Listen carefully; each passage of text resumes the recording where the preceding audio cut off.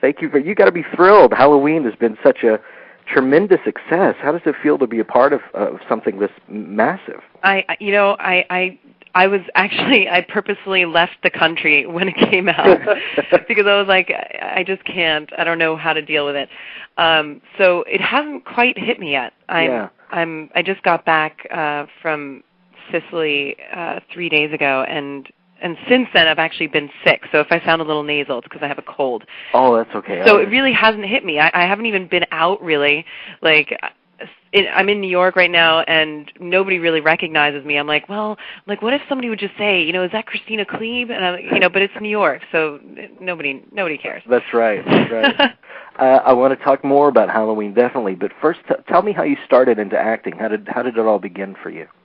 Well, I guess as a child, I always loved being on stage. I kind of had an obsession with anytime there was a platform and I could get on it, I would be on it. So if you think about, as a child, the fact that you already like being in front of people, I think that was really the beginning of it all.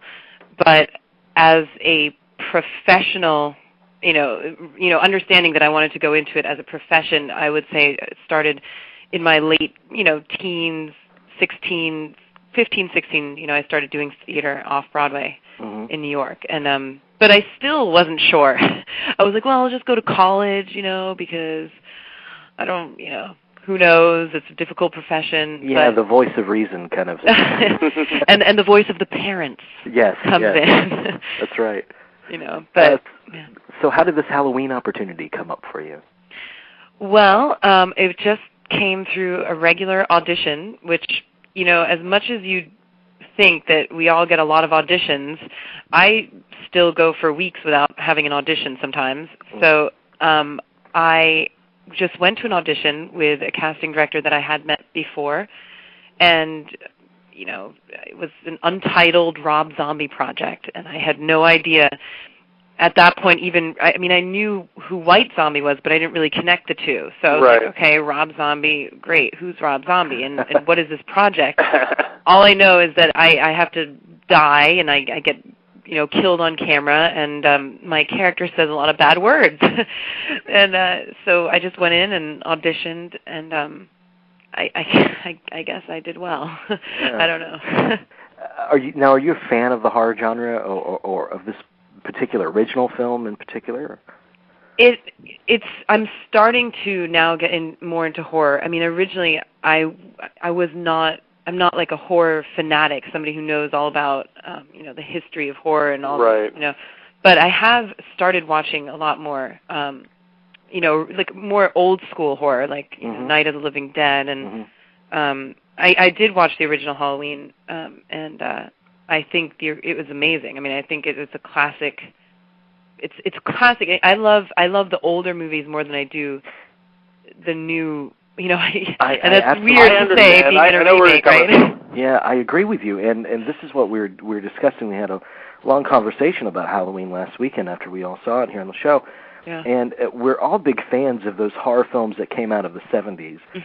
The Texas Chainsaw Massacre and Halloween and just classic films, and this one in its style and its execution, it feels like those, and that's what I appreciated so much about those.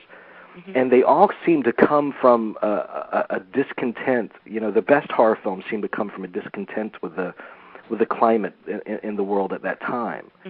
Right. And which is ironic, though, still, because like you think, like showing more violence is kind of weird in a time of violence, right? Like it seems, but you're right. It must come out of some kind of maybe to show how absurd it is or how scary it is. And the best horror films of the early 70s to late 60s, starting with Night of the Living Dead, like you mentioned.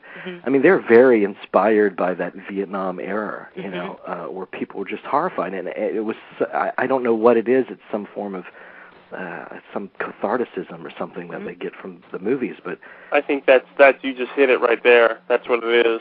Yeah, and Halloween, the original, was definitely, Vietnam had ended, but it was definitely a part of that, and just told so well. And Zombie's new film is just incredible. Now, you said that you watched the original Halloween. Did you do that just prior to shooting this one? No, I didn't. Originally I watched Devil's Rejects before I met Rob and before we started shooting. Mm-hmm. And then I started watching, I rented the Halloween, and I was like, oh, I should watch it, obviously, but I started watching it, and it was it was so different than what I thought his script was. Not that his script is so different, and obviously now everyone's seen it, so they understand, like, it didn't have the feel, like, it seemed much slower, the original Halloween, mm-hmm. than Rob's script, even before the movie. Obviously, you see that it moves very quickly, and he does get a lot in there. And so and then my character, I watched like this tiny little bit of the first scene, and I was like, oh, I don't know, like I couldn't connect the two. I was like, they're just different. The way he wrote it was different, and I didn't want to be influenced by that. So that could be kind of dangerous. Yeah, I mean, in one sense, it's very smart because you don't want. I actually kind of understand. You don't want to have. You want to come in fresh and do a fresh take of this. Mm-hmm. Yeah.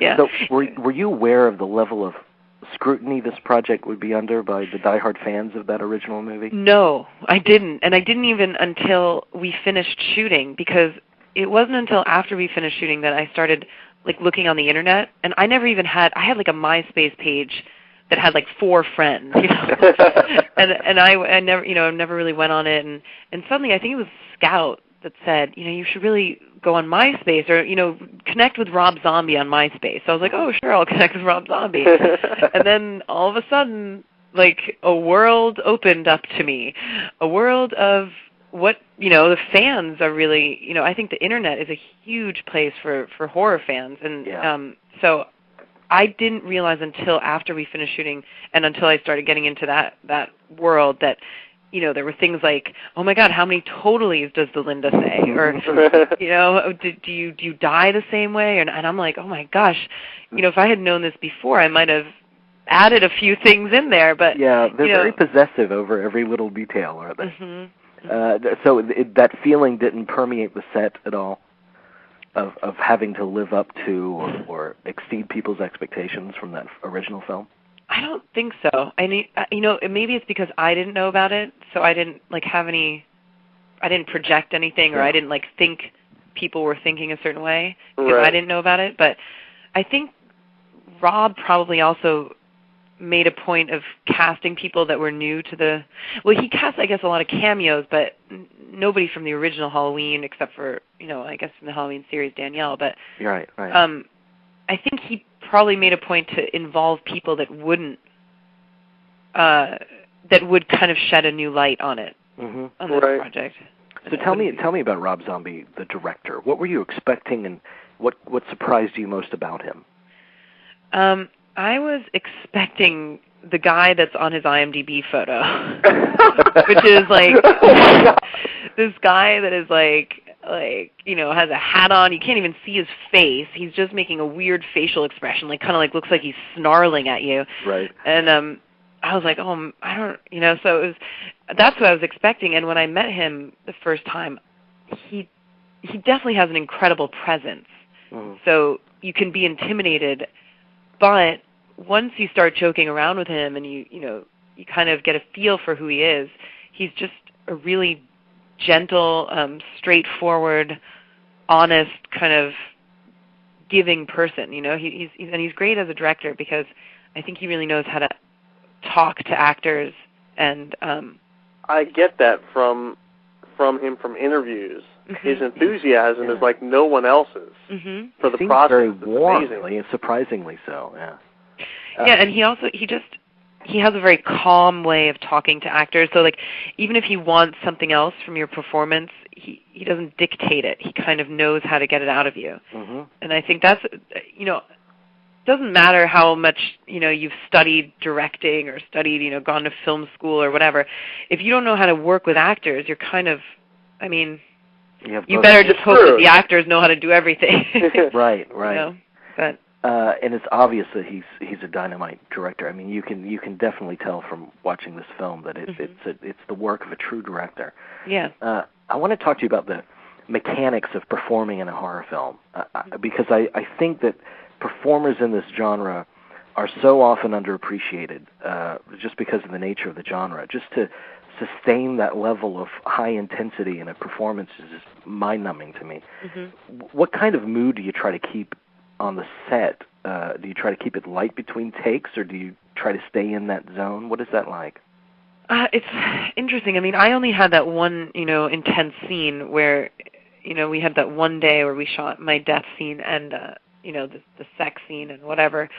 And it was kind of, I guess you get to a certain place, like you don't really, at least for me, it was a little nerve-wracking to be in that situation. And so I guess you joke in between, but I think it brings you to a certain place, and you kind of have that in the back of your head. And then you might hopefully you're not mean to people on set just because you're in a you're in a kind of zone. Like I know there is people are like that sometimes, but I think you can just hopefully separate a little bit the two. You have in the back of your mind where your character is and maybe what your previous takes were like and that kind of intensity. Right.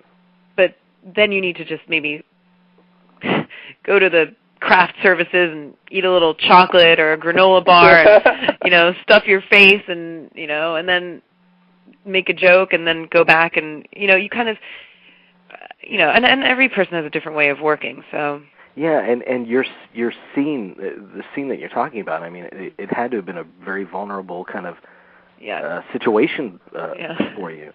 Yeah, it was very vulnerable, and it's, I don't know, it makes you think, I've never done nudity in a film before, and it makes me not want to do it again because, people are like, oh, I don't know, it's just weird. I mean, I never, it's not so much the death, it's more the nudity. Right. Me. Oh, absolutely. But speaking of the death, we'll get off the nudity. Let's get on the death. Yeah, exactly. Some people say in a love scene where it's not sexy because you're concerned with the mechanics of it and what goes where. But when you're doing a frightening scene, how do you know if it's working? Is it palpable? I mean, can you feel it, or is there such a disconnect with what? I think you can totally feel it. I mean, and to tell you the truth, I mean, there were takes that we shot of my death scene.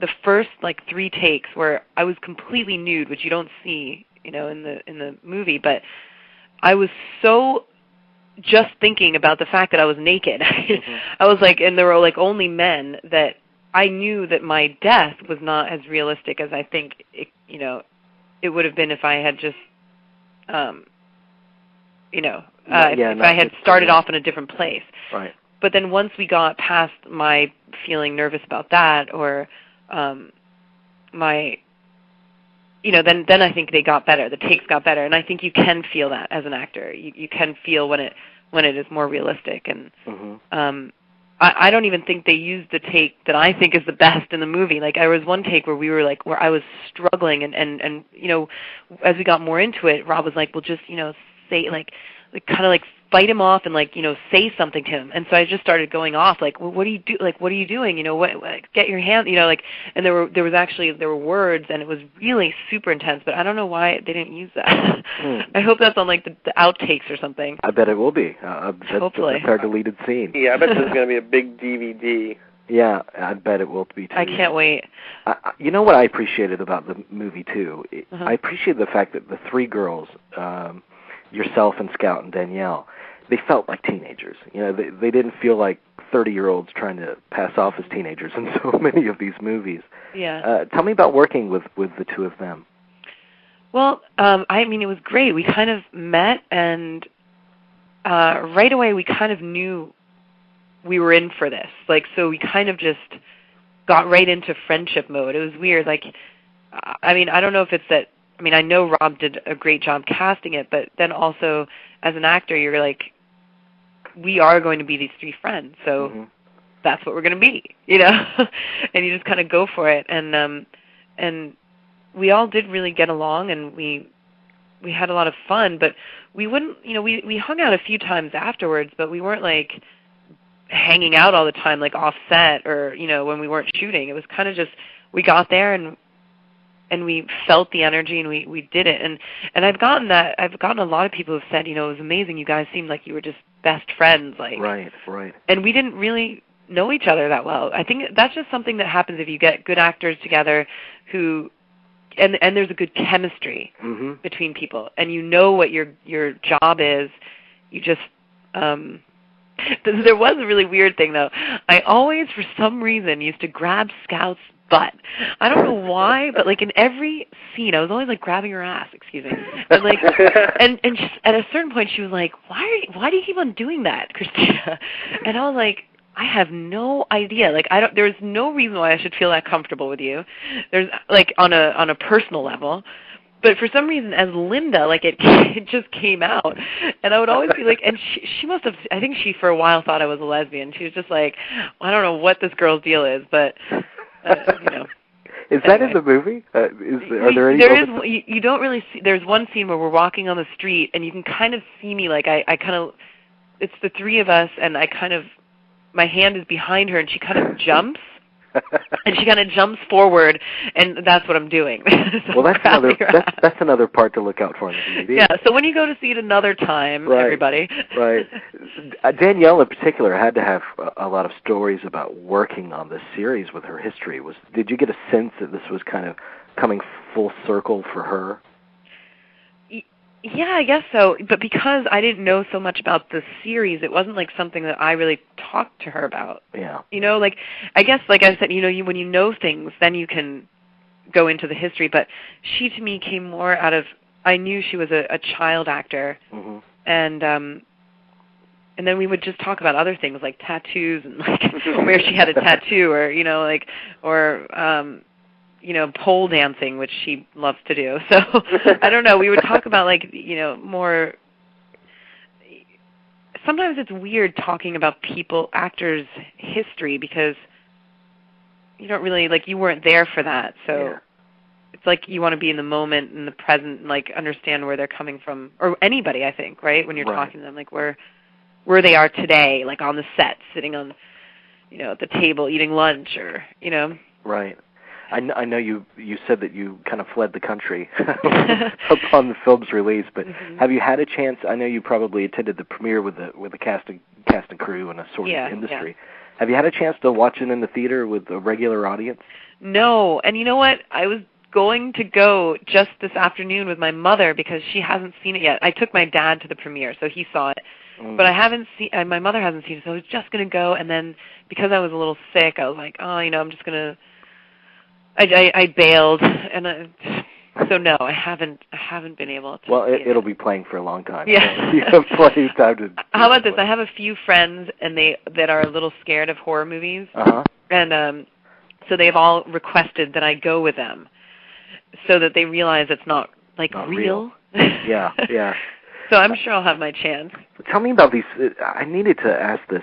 I've always been curious about it. These screenings, these big premiere screenings that they have, they consist mostly of industry people, correct? Yeah, I guess so. Yeah, pretty much. So when they watch a movie, are they so jaded from being in that industry and knowing how everything works and all the tricks and tools that they can't appreciate it like a regular audience would, or do you find it the opposite? I think it's different. I think they have a different kind of appreciation. I personally, I mean, my guests included one very prominent producer who, his movie, I'm just going to promote it for him because he's, you know, a really great guy. It's In the Valley of Elah, which is coming out in 2 weeks with Charlize Theron. And so, although you should all go see Halloween again, you should go see In the Valley of Elah too. Absolutely. He was there, and so obviously he knows a lot about movies, and he looked at it from a point of view maybe of a producer and said, this movie is going to do really well. He said, because even I'm not a big horror fan, but he's like, I was on the edge of my seat, and I really appreciated it from many levels of a film. So, you know, you get a different perspective, more than maybe a general like audience that is just going to enjoy the movie. But I think you can, you know, I think people still do appreciate it in the industry, and you know. So you have an interest in filmmaking yourself. Yeah. What do you take from directors like Rob Zombie and I know you've worked with Spike Lee and you just did the new movie with Isabella Rossellini, and what do you take from those creative talents? What tools have you taken from them? It's weird because my filmmaking is much more documentary. I still look at them as like, I'm like, wow, like how do they use such big equipment? You know? Right. Because I don't work with like 35 millimeter. Right. You know, I've done 16 millimeter filmmaking, which is still a much smaller camera, and mostly what I get is when they do behind the scenes footage, like in interviews, which they did a lot of in Halloween. So I was always talking to the guy who did the documentary stuff, and I was like following him around. You know, I was like, so who are you going to interview next? And like, it was interesting to see how they covered the production of Halloween, because I definitely am much more into documentary filmmaking from my end of being behind the camera. Yeah. So that's interesting to me. What I learned from those directors, though, I think, you know, Griffin Dunn, Rob Zombie, Tom DeCillo, they all are very into improv, you know, as filmmakers. Like, they like when actors take things and go with it. Mm-hmm. And I really love that. Like, if I can ad-lib some stuff here and there, I mean, that is the biggest gift a director can give. So it's interesting to see how they work or how they balance that, you know, with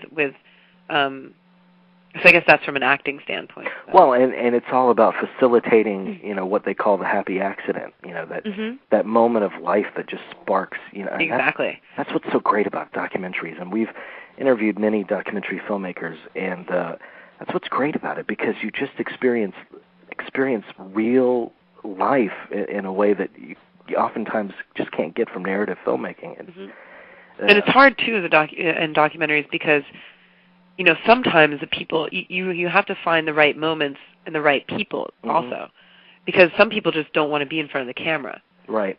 So you're trying to capture a real moment, but they're really inhibited. So you also have to find the right stories and the right characters. Yeah, and the best documentaries are just fantastic journeys for me, and a lot of my favorite films are documentaries. Are you there? Oh, and now I'm here. Okay. For a second. So we'll close this out, but tell me about your new movie. Is The Accidental Husband the next one for you? Yeah, that's coming out in February, and you know, I have a small part. I play Fellini's daughter. But it's funny, like, I mean, I speak German in it, and, you know, we're all like, you know, it's great. It was great working with Uma Thurman. It was just honestly such a stellar, amazing cast that it really is, yeah. It was great to work with them. So that then hopefully it'll do well. And February. That's in February. Okay. Yeah. Well, thank you so much for joining us tonight. We really appreciate you taking the time out. And, no problem. Best of luck to you. Yeah, Thank you so much. Have a great day. You too. Thanks. Bye-bye. Okay. Bye.